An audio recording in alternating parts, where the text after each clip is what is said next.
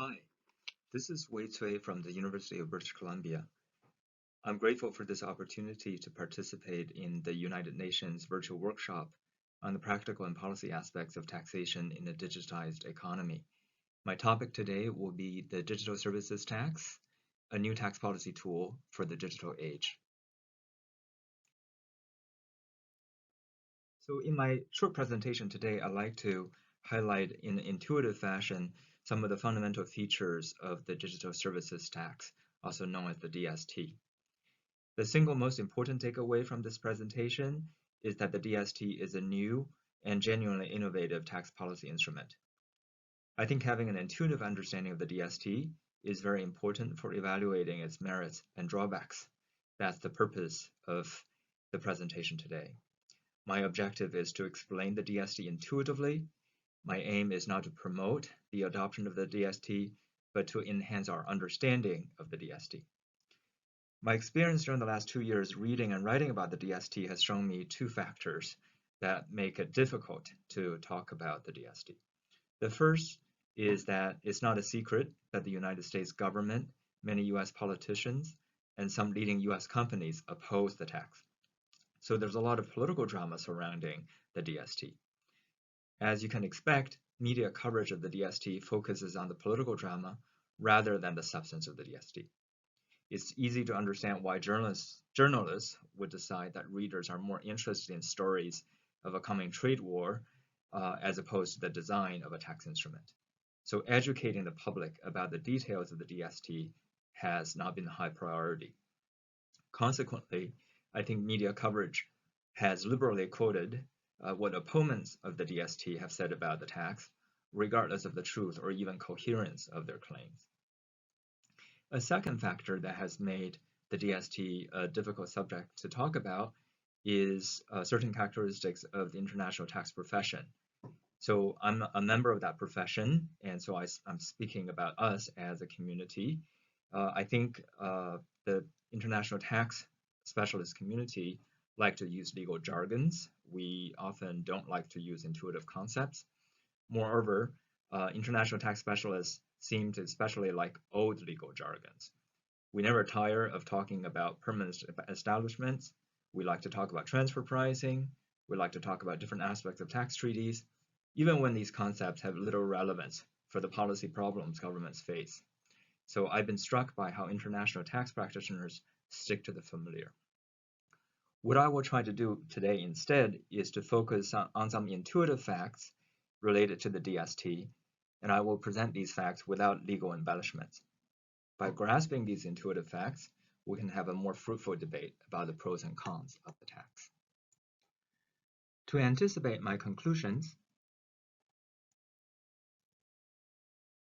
it will follow from my discussion that the DST is distinct from the following traditional taxes. It's distinct from income taxes, including withholding taxes on payments for digital services.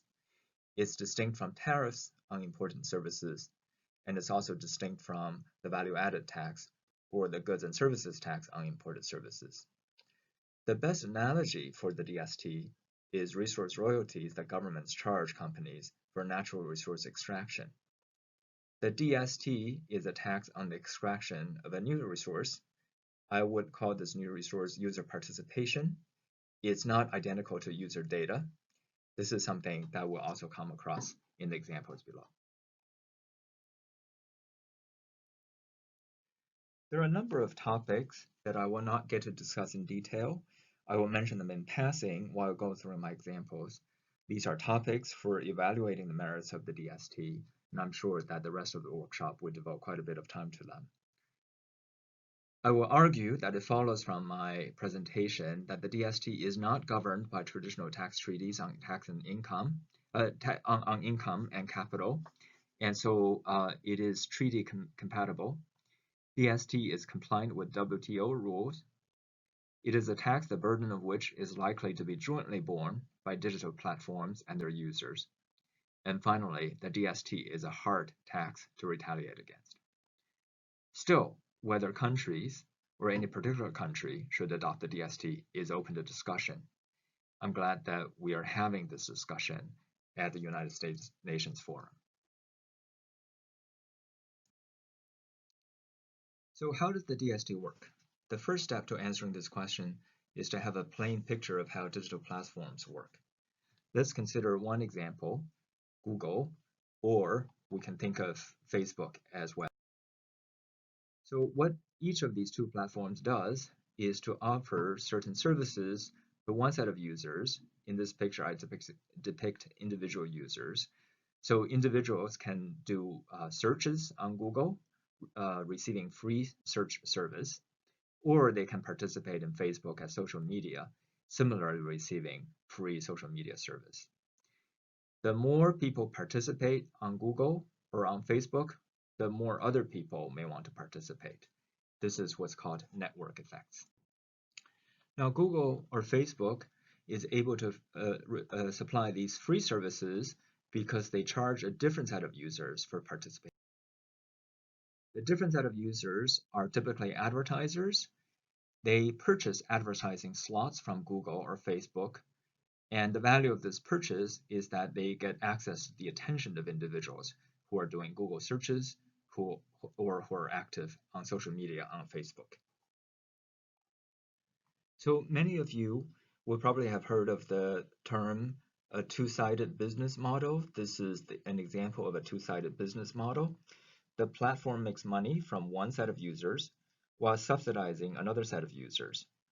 The subsidy to the first set of users, individual users, the subsidy takes the form of free services, helps to bring the first set of users onto the platform, and the platform then charges the second set of users for getting access to the first group of users. Two-sided business models do not exist only transnationally. They don't even just exist in the digital.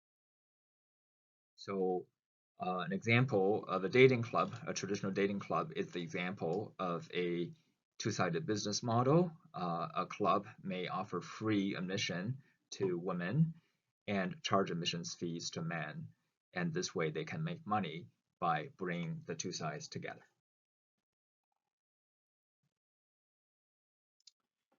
Of course, not all platforms facilitate romance, and so in the case of Google or Facebook, what happens is that eventually, hopefully, there will be sales of advertised goods and services offline, and then there will be payments for those goods and services separately from the interactions on the internet. Now we can consider the example of a multinational corporation operating across borders. So let's just consider Google. Suppose that the UK is where the consumers reside. I chose the example of UK because it is one country that's imposing the DST. In this example, German car makers are purchasing advertising slots on Google that are particularly targeted at UK consumers. What the UK wants to do is to tax Google on the revenue it receives from German car makers. So now let's consider how the DST works. The UK is the country that's imposing a tax on transactions between German car makers and Google, neither of which two parties are located in the UK. So the question I would raise is the following. Is the UK tax on Google's advertising revenue from Germany anything like 1. Withholding tax, such as withholding tax under a corporate income tax, 2. A tariff on imports or exports, or 3. The VAT or GST? It seems pretty clear that the answer is that the GST as so imposed is unlike both the withholding tax and unlike tariffs. The reason is that this tax is imposed on payments from Germany, whereas withholding taxes imposed by a country are typically imposed on payments from the country that is doing the withholding. And similarly, tariffs are imposed on imports into a country and on the payments for the goods or services imported. We can also consider how the VAT or GST would apply. When UK consumers make payments for cars, this payment will probably be subject to the UK VAT. Similarly, when German car makers import services from Google to do online advertising, this particular payment will likely be subject to the German VAT, which can in turn be claimed as input credit by German car makers. But the UK VAT would not permit the UK to impose tax on the payment from Germany. And it's the German government that gets to impose the VAT on the purchase of the advertising slots. So therefore, when the UK taxes the revenue from German car makers to Google, that is not something that a VAT can do. So having distinguished the DST from withholding taxes, from tariffs, and from VAT, let's think about why is it that the UK government may claim a taxing right over this revenue from German car makers. The short answer is that Google is making money from German car makers by getting UK consumers onto the Google platform. Now, Google can earn advertising revenue from German car makers by doing different ads. It can earn money from targeting consumers in France. It can earn money by targeting ads to consumers in somewhere else in Europe. But the advertising revenue it earns from German car makers that are targeted at UK consumers can only be earned from the participation of UK consumers. So the UK government can say that insofar as German car makers are paying for advertisement directed at UK consumers, there's nowhere else that Google can earn this money, and therefore the UK can tax it. Now let's consider a different example. Amazon Marketplace. Amazon is another digital platform that is subject to tax under the DST. So consider a situation where Amazon Marketplace serves French consumers. It provides French shoppers with the Amazon shopping experience. And I would say that there are some implicit subsidies in this shopping experience. Amazon offers many services, which is why consumers find it overwhelmingly interesting and fruitful places to do shopping. French consumers participate in Amazon platform with network effect. Online sellers find themselves doing well by joining Amazon.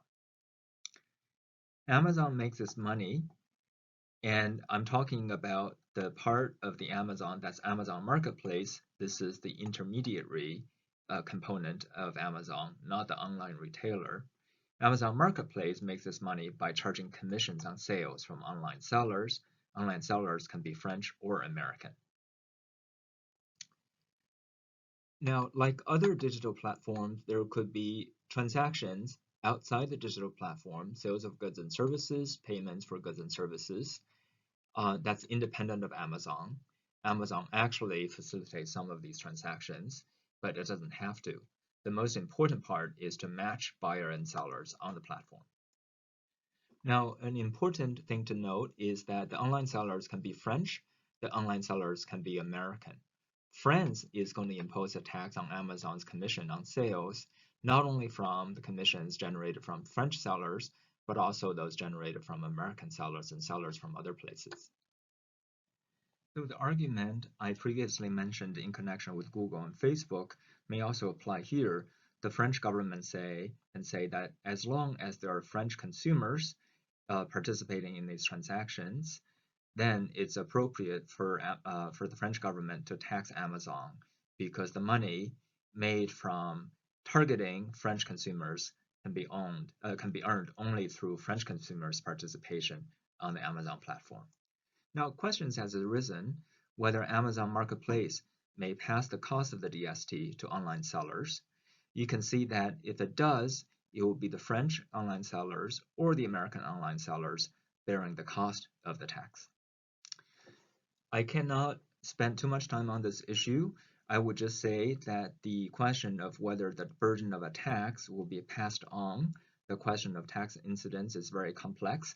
Many of you will know that Amazon announced an increase in its commission fee to sellers, but eBay, another company doing a similar kind of business, decided not to pass on the cost. So I would say that we should be cautious about making claims about whether the cost of DST will be passed on and how much it will be passed on.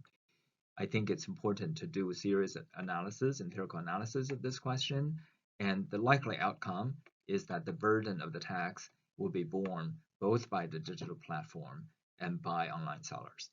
You can see here that when the French government imposes a tax that's borne by either by Amazon Marketplace or by American online sellers, the French government may believe that this is the appropriate tax because it is on revenue earned from French consumers. Now let me come to one final Airbnb. Airbnb provides services to two sets of users. One is individual landlords. Individual landlords actually get subsidized listing services from Airbnb. Airbnb can be charging more to landlords, but it doesn't. The reason is that Airbnb wants a lot of landlords to be listing their properties on Airbnb. And with this, many guests will be booking on Airbnb, and Airbnb makes its money mainly from the services fees charged to guests. An interaction on Airbnb is going to result very often in short-term rentals through payments for these rentals. This stream of payment will be subject to tax in the location of the property. The landlords themselves will be subject to multiple taxes, including the VAT, property tax, income tax. However, what the DST allows the government of the landlord's jurisdiction to do is to tax the service fee that is paid by guests, very often from other countries. So consider the example where the individual landlords are in a country, let's say Nigeria, and the guests are from the UK. Nigeria imposing a DST will be able to tax the landlord not only on the services provided to any guests, but it allows Nigeria to tax Airbnb on the profit it earns from guests that booked on Airbnb, even if these guests are from the UK. Now, you will remember that the UK has imposed a DST already, and if Nigeria also imposes a DST on the same transactions, there will be a risk of having two DSTs imposed on the same transaction. So there's need for coordination between Nigeria and UK as DST imposing countries. This coordination can happen in different ways.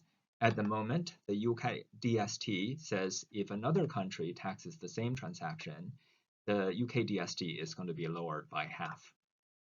Therefore, through this unilateral policy, UK is already trying to avoid double taxation. To summarize the discussion so far, platforms bring to market certain users valued by users on the other side. Platform services tend to have zero marginal cost, and therefore their marginal revenue is roughly their marginal profit. This profit, which is called rent in economic terminology, earned by the platform, can be seen as specific to the side of the first group of users in our previous examples, even though the rent is embodied in payments received from elsewhere. Finally, we should note that operating in one country does not affect operation in another country. The technology deployed by these digital platforms is non-rival. Therefore, rent earned in one country can be earned only there. This is the reason why the DST is best analogized to resource royalties. Countries, including national and subnational governments, have long imposed royalties on the extraction of natural resources. There are some typical features of resource royalties. Usually, resource royalties are taxes on revenue. There's no recovery of cost. The tax rate on revenue is a low rate. So in the case of the DST, it's 3% or 2%. Resource royalties are generally not credible against income taxes. they're only deductible against income under the income tax law of the taxpayer. Resource royalties are widely regarded as efficiently attracting a public share of location-specific rent. And they also coexist with many other tax and non-tax policy instruments with similar policy aims. So to extract resources or claim a public share of resource extraction, you can have public ownership, you have price control or public purchase, and you can also have resource rent taxes. The DST is simply a new type of resource taxation, the resource being user activity. I will stop my presentation here. In the slides that will make available for distribution, I discuss two more topics. I talk about whether DSTs are good for the world. That is a complex policy question, but the evaluation of that question should be based on what I have discussed so far.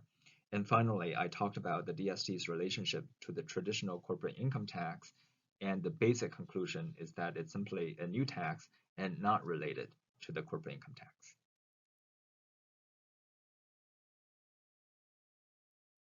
I want to thank you again for this opportunity. I'm sorry not to be able to participate in the workshop directly. You can email any questions you have to this email address. Thank you very much.